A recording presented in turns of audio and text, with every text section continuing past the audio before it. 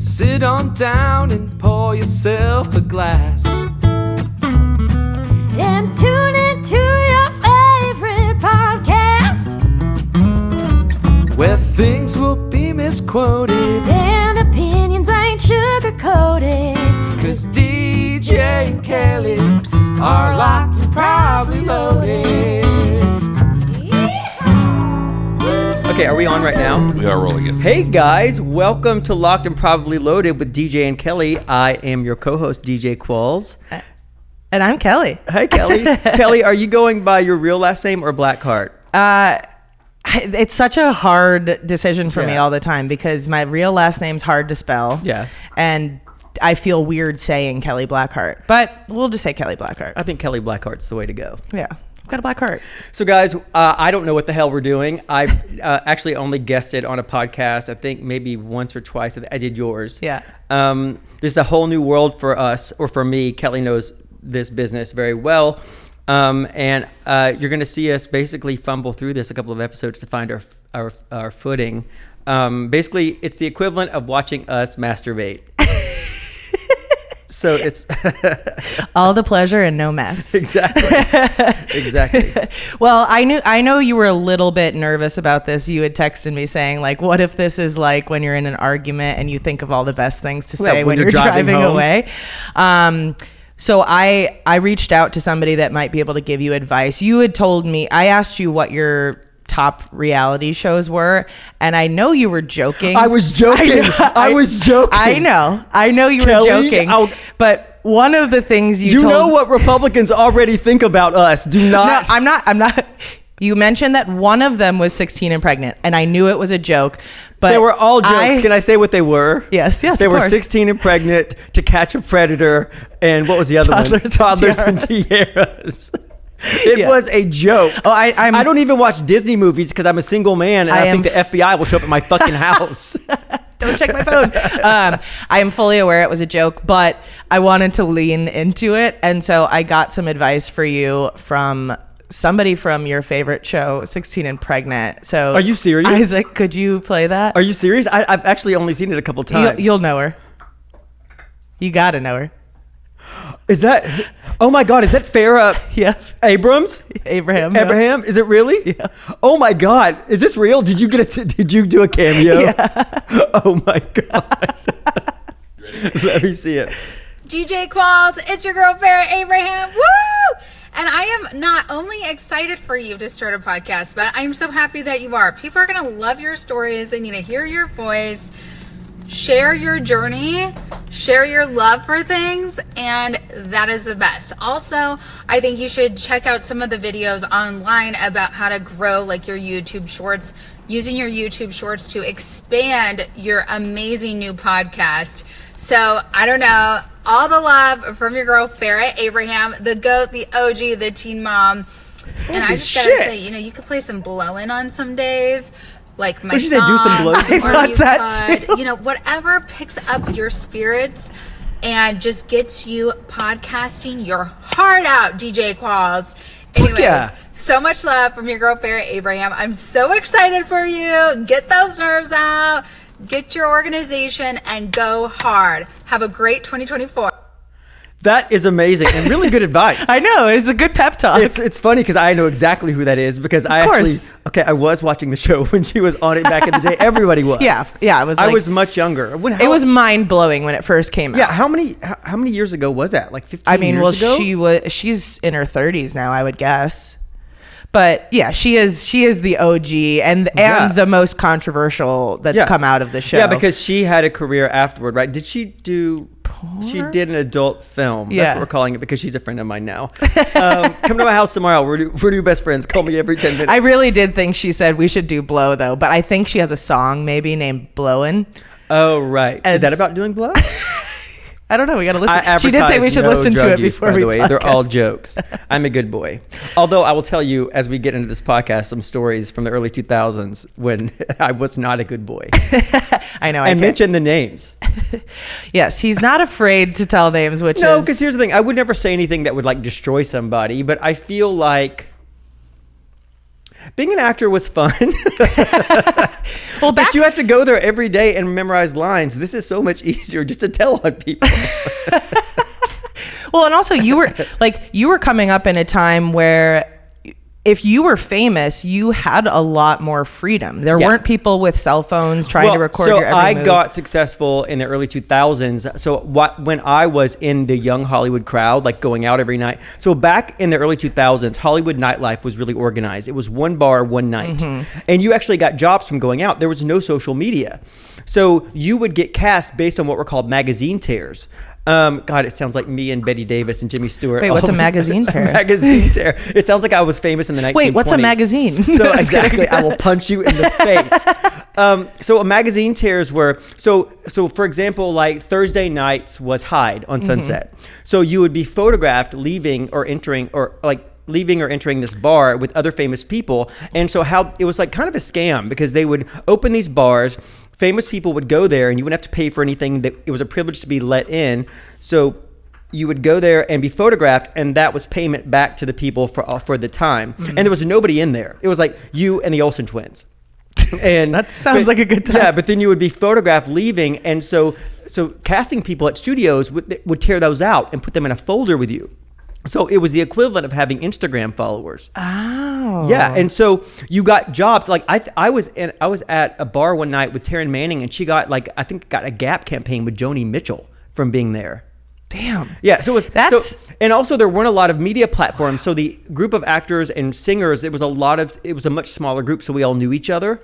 There was not a lot of competition in the business. Like if you got a job, if you're up for something and your friend got it, there was like you weren't bummed about it because it was going to be your turn next, right? And then all of a sudden, phones got cameras on them, and TMZ started. One of the very first videos on TMZ is me pissing behind a dumpster because I didn't know what was happening. I was fucking annihilated, and he still does. And I had to pee. Well, of course I do, but now I mean it. Now I liked being filmed, but you just didn't know, so it was a big learning curve. Like me and an actress, this I won't mention a name, but came to our senses one morning after doing drugs in front of a TMZ cameraman that we took home with us because he was a nice guy. I mean, we didn't really get the full. You were sleeping with the enemy. Well, we didn't sleep with him. I know. But I get what you're saying. But I have to just say that out loud. I didn't start sleeping around until the money dried up. But that was the world, and all this was so brand new that we were crossing all these lines and not knowing it. Yeah. But then we learned how to use it against each other, and we would either make if we wanted to split a little money, we would call TMZ on each other, or if like one time I think I went to Target with like Ashley Simpson and somebody else, and I think Lindsay Lohan called the paparazzi on us. Somebody did, and we thought it was her just to fuck up our day. They called TMZ on us. Wow. Yeah. But now everybody calls TMZ on themselves. Yeah, exactly. Because now people understand it. But back then, it wasn't always necessarily a good thing to be on TMZ. Yeah, but now it was much publicity. more salacious back then. It was like, we're trying to catch you doing something, whereas now it's like, now it's celebrities, they're just like us. Exactly. There actually used to be a feature in Us Weekly called Celebrities Are Just Like Us, and it's like somebody at the dry cleaners. Yeah. Like picking out, but those are always so funny too, because it's like, why are you this close to Hugh Jackman as he picks out a pear at the grocery store? Like, you shouldn't be there. Exactly. So those are all called in too, right? Well, here, people are on the take. My mom came to visit me once in Los Angeles, and who is it? Is there something you're pointing to? Yeah, they're doing a start. Like, why are they in your house? Oh, wow. Who is that? I don't know. Who is that star? Sharon Stone? That's Sharon Stone. Oh. Well, how'd they get in her house? Yeah. See, there used to be candids. Oh, you know what? I bet these are things that they post on their social medias. Oh, right. And then Us Weekly just reruns them because they become part of the public domain. Gotcha. But it used to be you eating spaghetti. Like, and there's Hugh Is that Hugh Jackman? Yeah. Like, catching snow in his mouth. That's what we'll call it. Yeah, wow. Has that been photoshopped in a billion different ways? We're not going to start shitting on celebrities until episode 4. So that's Hugh Jackman. Come back for that. It's Hugh Jackman catching snow on his tongue in New York City, what appears to be New York City. But they do catch. I used to do that, but not as an adult. Right. Yeah. If my mouth is open that wide in that position, there's money exchange involved. I Googled you the other day so I was like, see if I could find anything to talk about. I never knew that you were on Tyler Henry's show. Yes. I used to love that show, but I don't think I ever saw your episode. So I watched it. Grant and I both cried watching it. So my brother was like, he's met you a couple of times, but only in scenarios where we're like at a bar and we're being really jokey or whatever. And we watched it separately, and he goes, wow, now the way you describe DJ makes so much sense to me. He goes, I love him so much now. Like so he's nice. like, he is so vulnerable and so sweet. And he's like, he's all of the things that you ever said, but all I ever saw from him was sarcastic. Break up with your wife and run away with me. So here's how that shook down. So I think it was the first season. My publicist gets a call and they're like, Tyler Henry is this 19-year-old medium, and he comes to your house. They pay you $15,000 for a locations fee, and you get a reading, and you get to talk to somebody who's passed. Yeah. Oh, there I am. I was like, I've been there. I'm wearing the same glasses and an H&M sweater. That's my living room. Yeah. And see, that was before any of the art was up, and so they brought people out to hang the art, so my house didn't look empty. That's really the only furniture in it, because I was living in New Orleans at the time, shooting a TV show. But I had bought this place over the phone, but I didn't live in it yet. So they came. So he comes to my house, and he doesn't know who I am, because I'm not his demographic, and he's 19 years old. I've never seen him admit that he knows anybody, and so I could see on his face, and then I asked him after. I was like, "You had no idea." Yeah, I mean, if you've got spirit in your head all the time, you probably don't have time for TV. For some reason, I thought you were going to do that. I've got spirit. How about you? I'm glad you didn't. No. Okay, so he comes to my house, comes through the door. And I think his mom drove him, because I don't know if he can drive because spirits are talking to him. Yeah, it's a danger. Yeah, so spirits are coming, and so we set up in these positions, and I'm a brass tacks man. I'm like, so describe, and I'm also skeptical as hell. So I sit down, and there's a cameraman on this side. You see, like, obviously we're being filmed from that direction, over there. And so Tyler was like, so I'm at a grocery store, and somebody's Aunt Velma, who just passed, will come through and tell me to tell somebody. And he was like, turns around and points to the camera guy, and he's like, that's you. Did your aunt just pass? And the guy was like visibly shocked. And I know what bad acting looks like, because 100%. I've done a lot of it. But I know what it looks like. And the guy was taken aback, but I'm still skeptical. So we get into it, and so he's like, so there's this little man that wants to talk to you. He's holding up two hands. He has 9 fingers. Anybody could know that. My grandpa only had one of his pinkies was cut off in an ice grinding accident in the 1920s. Boy, the 1920s were fucking hard. Classic Gramps. And he was like 5'2". His name was Shorty. And was not his given name, obviously. We're not that white trash. So his parents hated him. Exactly. He was a baby and condemned to be short his whole life. No, so he came through, and so he starts telling me stuff. And then he starts telling me stuff that nobody knows about. And one of the things was, so I lived with my grandpa until not all the time, but until I was like 11, until he died, because my parents were like teenagers when I was born.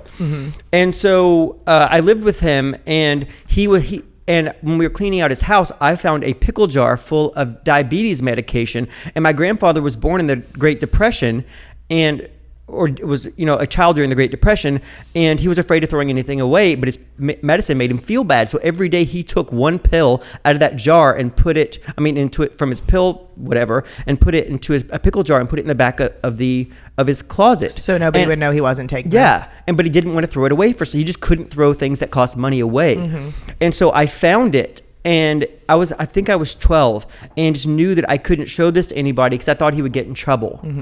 And so I put it in the bottom of the dumpster and put newspaper over it, and nobody knew this. And it came through in that interview. Wow. It was so crazy. So I start sobbing. Yeah. And because he apologizes to me, he was like, you shouldn't have found that. And he also said he was proud of me and all these different things. And so I start leading, and the producers will stop tape. They stop tape and they don't lead him.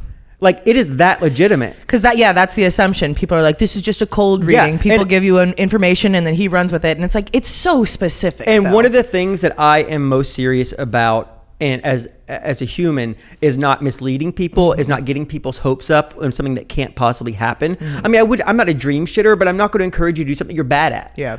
I won't tell you you're bad at it, but I don't want to be anybody's bad memory. And I know what the sense of loss is when you lose people. It's awful. And the last thing I would ever want to do is give false hope to somebody. It's gross. Right. And so I'm there, I'm shocked. So we finished the thing, and here's what people don't realize. His strength is not medium stuff, it's health readings. So while they're packing up, he takes me in my bedroom and gives me asks me if I want to know a health reading. And I was like, I do. And he was like, so this is what he said. He was like, I'm seeing something that's going to happen in the next 3 to 4 weeks, and it's not scary. But if I tell you, would you promise me that you would go get it checked out? He was like, it's not scary though, but would you promise? And I'm like, of course.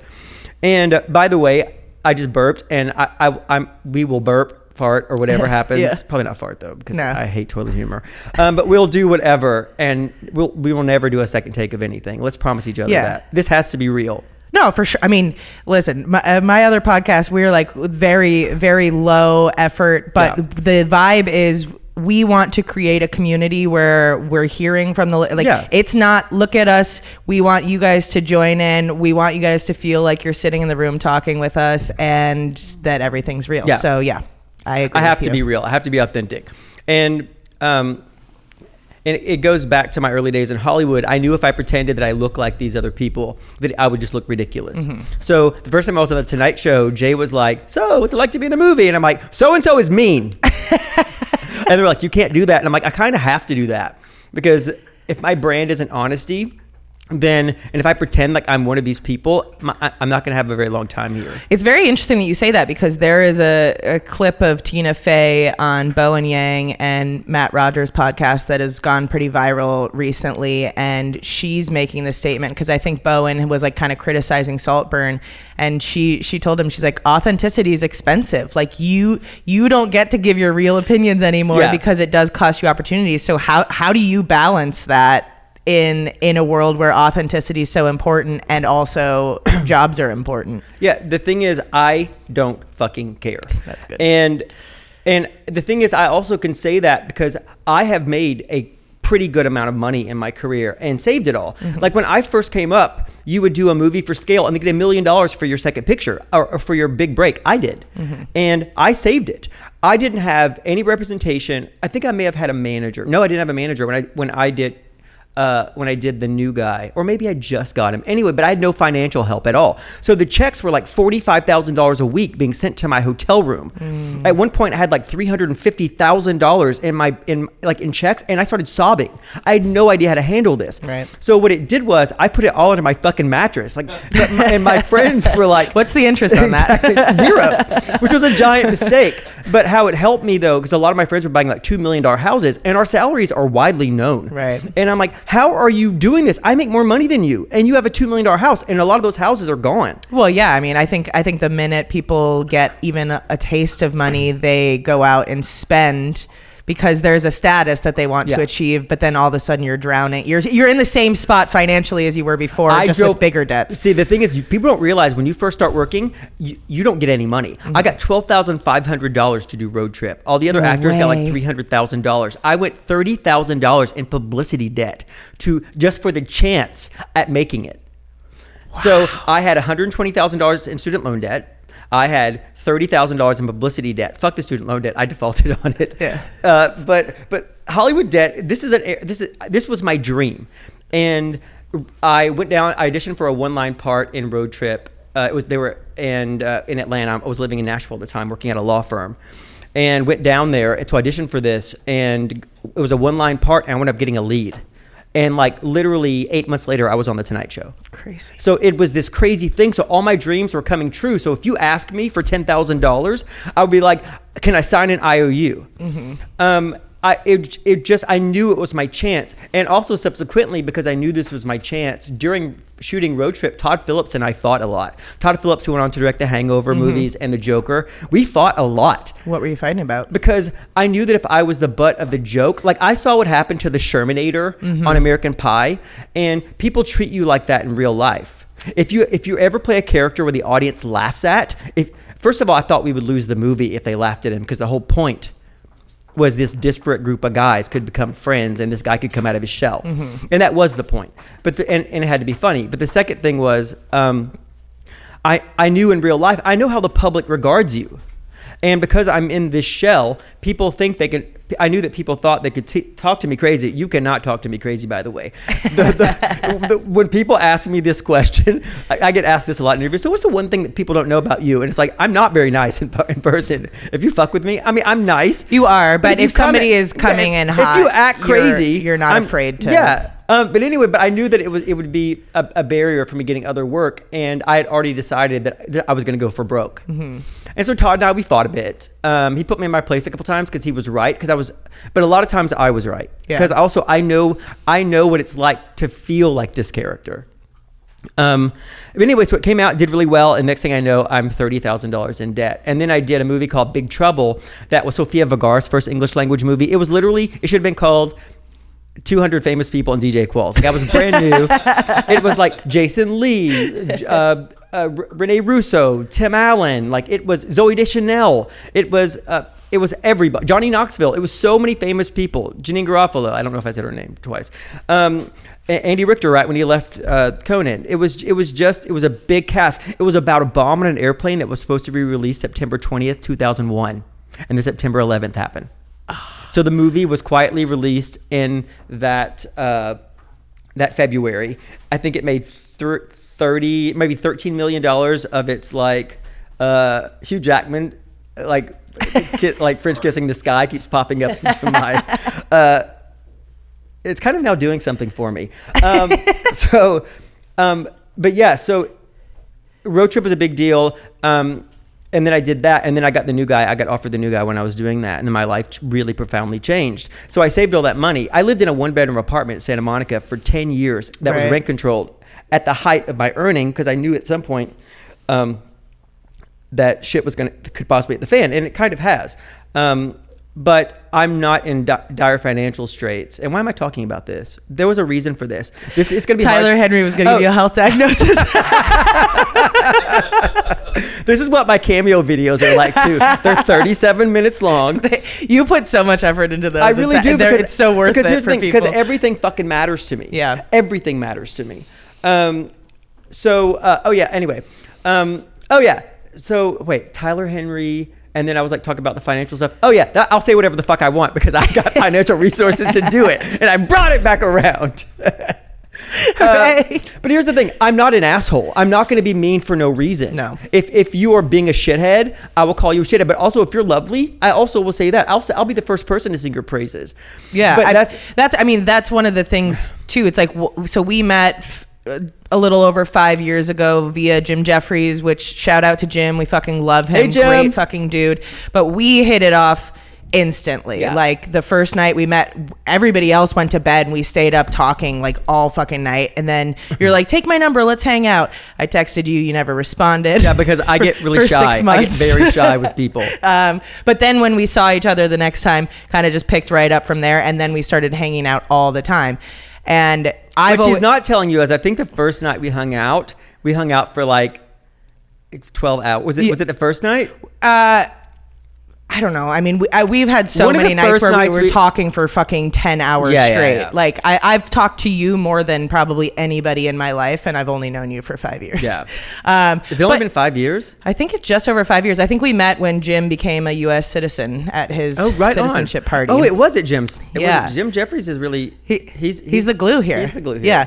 Yeah. But something that I love about you, I'm very fucking honored to be your friend just because of the way that I see you deal with your fans. Like, thank you. We go to Universal all the time, and there's always people that are coming up to take pictures with you. But even when you can tell that somebody is eyeing you but is trying not to bother you, like in Hawaii, you'll call it out and be like, hey, how are you? I'm DJ. Like, you'll introduce yourself to them, because maybe they're a person who's like, I recognize that guy, but I don't know his name and I don't want to go up there. But you're so lovely to these people. And I went to Hawaii with you to your Supernatural convention and just like sat there in awe as you dealt with these people around you. And I loved everybody I met in Hawaii. I mean, just great people. Yeah, they're great people. But like for you, you are not somebody who has ever gotten to the place where you begrudge your fans, which is such an easy place for people to get to. And it's like, well, these are the people who, this is why you have all this money and you're famous and all this stuff. So before I address that, let me qualify. First of all, talking about fame, first of all, I don't think I'm so famous, but also nobody looks like me. Mm-hmm. If you've ever seen anything, nobody. And the motherfucker that looks like me should be compensated for it. If you're walking, so nobody looks like me. So if you've seen me in something, I'm highly recognizable. And so I'm also not going to deny that people know who I am. Mm-hmm. Here's the thing: I fucking hate famous people. I think that most of them are complete assholes. But acknowledging something doesn't mean you think it's awesome or that you're awesome for having it.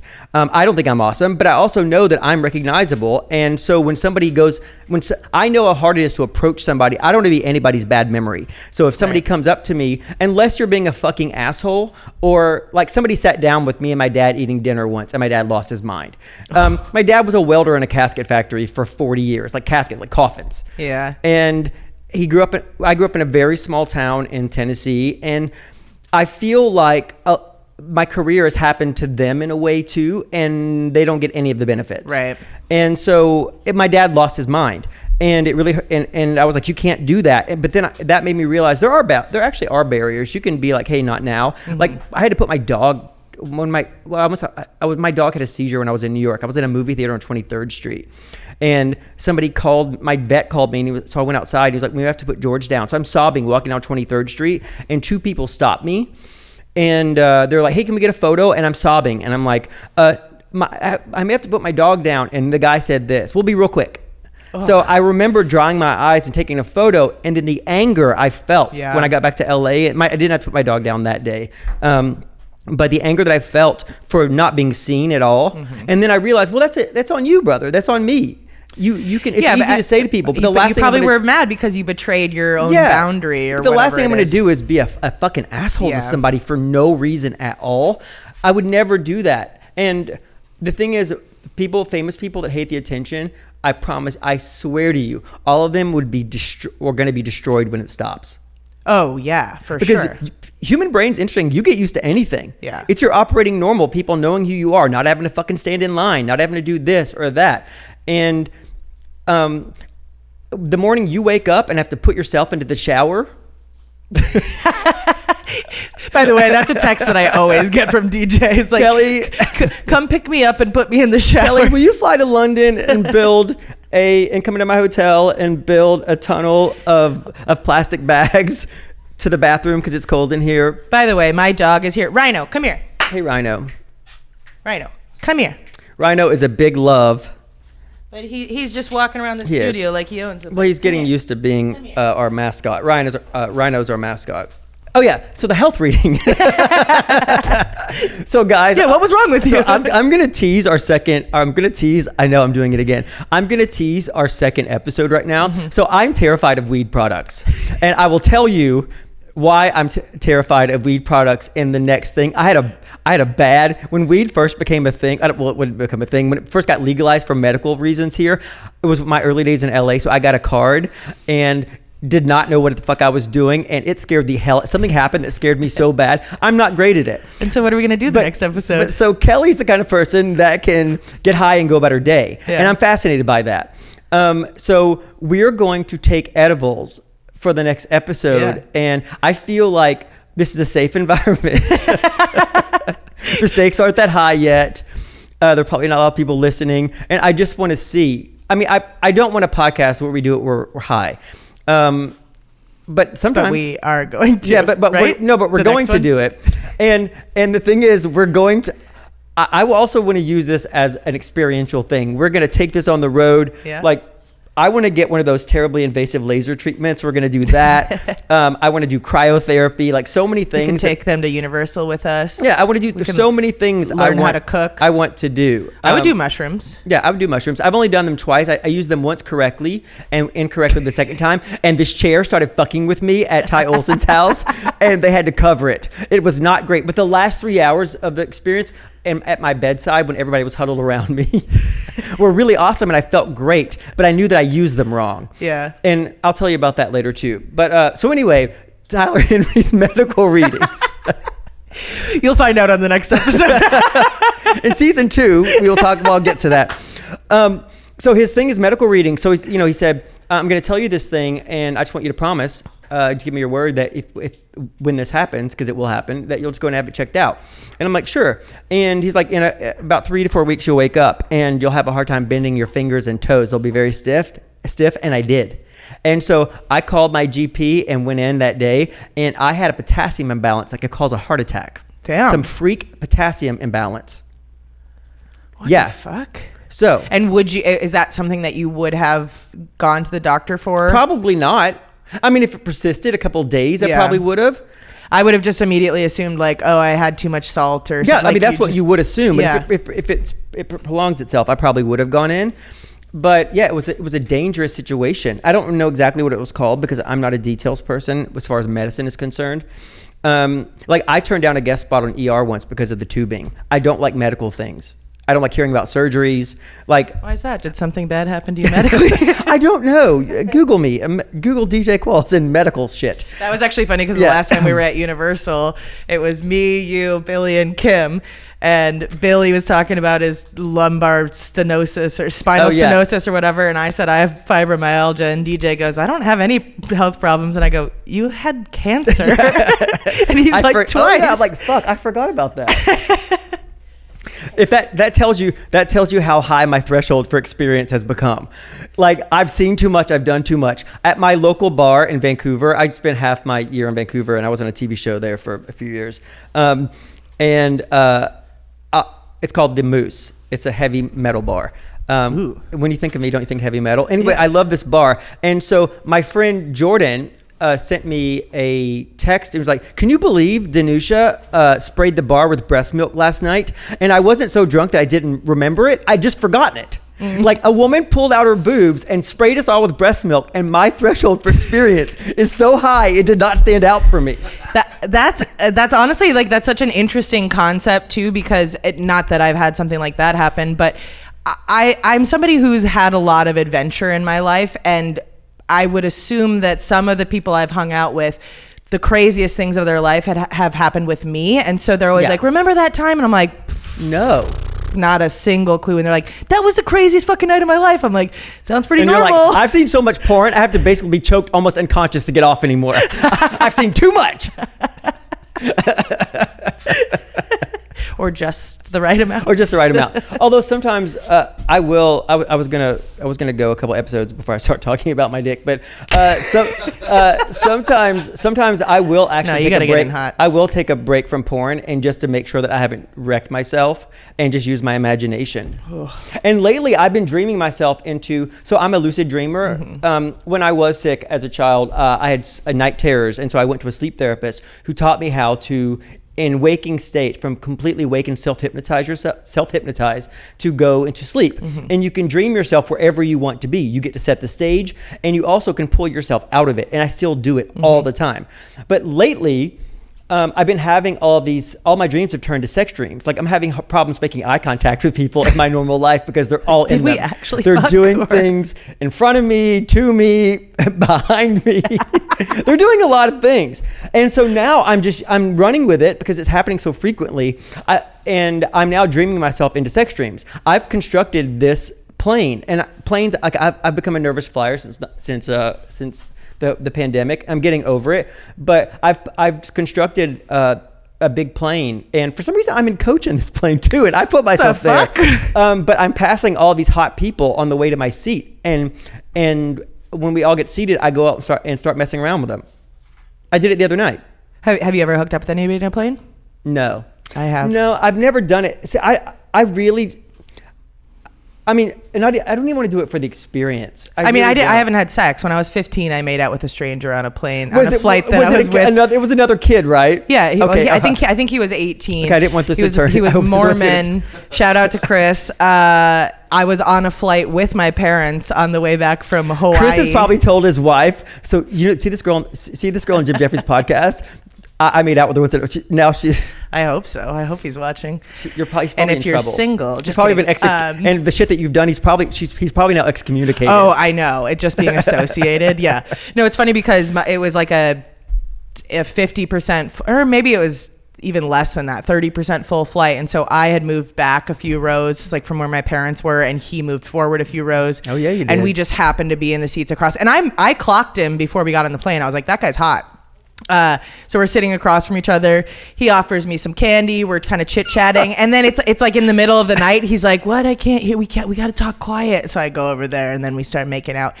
But we had a connecting flight, and so my dad and I were walking to go get some food, and Your dad was on the plane. Yes, both my parents were. I was a bad girl. How old were you? 15.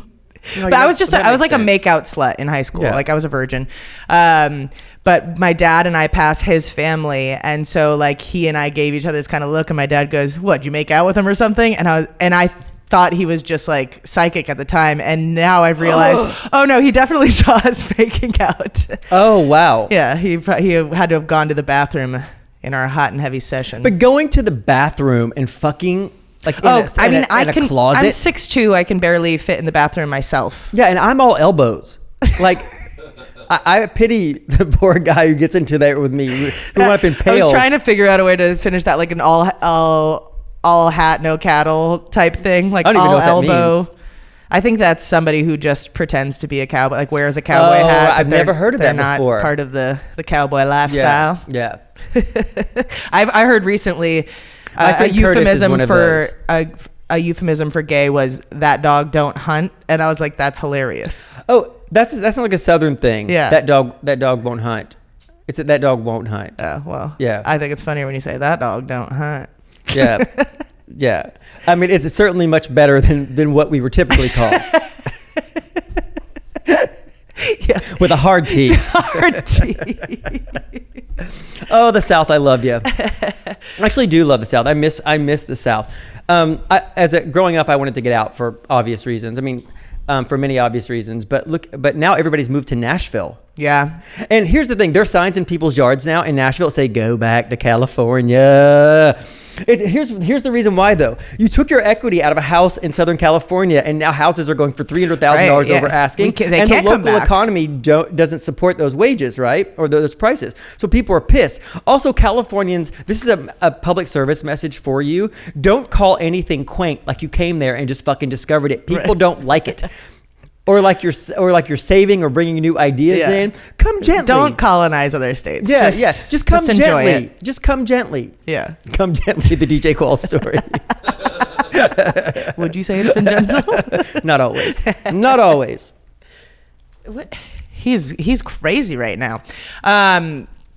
I had some questions for you from people on my Instagram, but yeah, what? So what did you do? So I'm not a social media person. I have Instagram and Twitter. I have like 200 and something thousand followers on Twitter, but Instagram, I did it like after everybody else joined. And so I think I have like 80 something thousand, and I just don't feel like talking to 80,000 people. Jokes.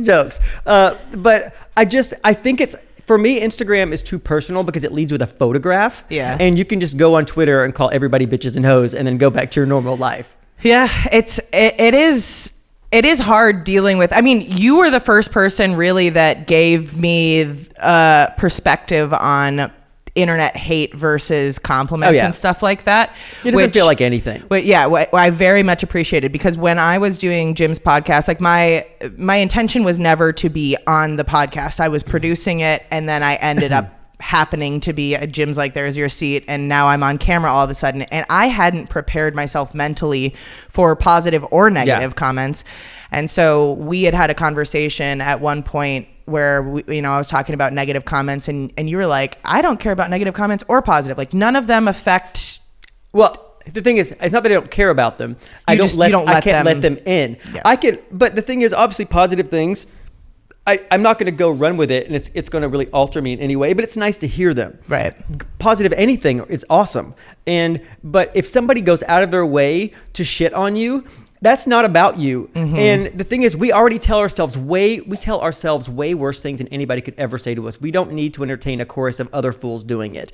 But I will say this, though, sometimes it's funny. Once I got a fan in quotes, letter from Japan that just said, "I want you die." This motherfucker hated me so badly, he got a first-class international stamp. Oh, nice I station. thought you were going to say flight. I was like, wait a second. Nice stationery. Found out where my management company was. And back then, that was hard information to find out. At that point, when you're putting in that much effort, you're a fucking fan. Yeah, I kept it. Yeah. Let's frame it. It actually fed me. When we moved the studio to my house, let's frame that. Dude, put it up. I'll have to find it. It's in the rubble somewhere in my house, but I definitely know I kept it because I was like, because it also validated me in a way. I was like, people in Japan hate me. They know me. They really know me. Yeah, I think it is funny because people don't understand how the internet works, that the algorithm doesn't care what the content of the comment is. It is this person engaging with your comment? And so it's my favorite thing in the world when I see people commenting on any type of story on their feed going, "Get this shit off my feed. I don't care about this shit." And it's like, you've just guaranteed that you will only see this from now on. Yeah, it's like my whole internet feed is babies doing cute stuff and shirtless douchebags touching their face to that "Talking to the Moon" song. It's all that because I engaged it one time. Yeah, my brother, he would like either comment on some political views or whatever, and he's like, "Man, I found myself on red pill TikTok and I want out." Like, and I was like, red pill TikTok. You can't comment, dude. Even if you're commenting hate, you really can't. Well, I also do try to monitor. Like, I don't really go negative on. Our politicians are fair game. Yeah, they're all fair game. But I try not to shit on somebody else's work. 100%. The thing is, like, you know that show. Where if they're in an airplane, Manifest. Mm-hmm. It is like an 87-hour-long Lifetime movie with no real conclusion. I haven't watched the last 2 seasons, but I watched it and it was so bad I couldn't stop watching it. And I hate doing things ironically, mm-hmm. but it was so terrible I couldn't believe it, and so I was addicted to watching it, and so I posted that, and the showrunner commented on it, and I was like, "That's a really shitty thing to do." I did that because this has been years of his life. Every time something's developed, it's 2 years in development, and it finally goes through. But that said, come on, it really sucked. I try to live my life you can't be perfect in all of this, but complaining and I complain like a motherfucker, talking though. Shit is not really. I'll talk shit back if somebody provokes me, but like, if I don't like things, I generally try to phrase it like that wasn't for me. Yeah. Like that's what I do. That's not my type of comedy. It's really that's not easy my type to of do. show. It's just not for me. Yeah. Because when you are talking shit, you're just opening yourself up to all that criticism too. And it's like, I would rather. And I also know how fucking hard it is to put yourself out there. Podcasts, acting, whatever it is, music, like it is hard and brave to put yourself out there. And so the last thing they need is somebody who's doing the same shit, talking shit. But if you are an asshole who does something that is not good, I will talk about it. We will kill you. No. But here's the thing: if you're altruistic and just trying to do your stuff, but if you are a dick, like certain comedians who will probably come up who I can't stand, I'm going to talk about you. Yeah. Also, the thing is, when people ask if there's a line in comedy or anything, I don't think there is a line. It's either for you or not for you. You should be able to say anything. You will, if you're willing to pay the consequences for that, say whatever the hell you want. But if it's not clever, make it funny. If it's making fun of somebody in the lowest common denominator way, I love a good gay joke, but make it clever. And I can't remember, somebody recently posted something about me that was really shitty, and I normally don't respond to it, but it was so dumb that I was like, in 2 seconds, I've thought of 15 other things that are a much better get based on that. And this is your job. Be funny. Yeah, 100%. If you're gonna come for me in a clever way.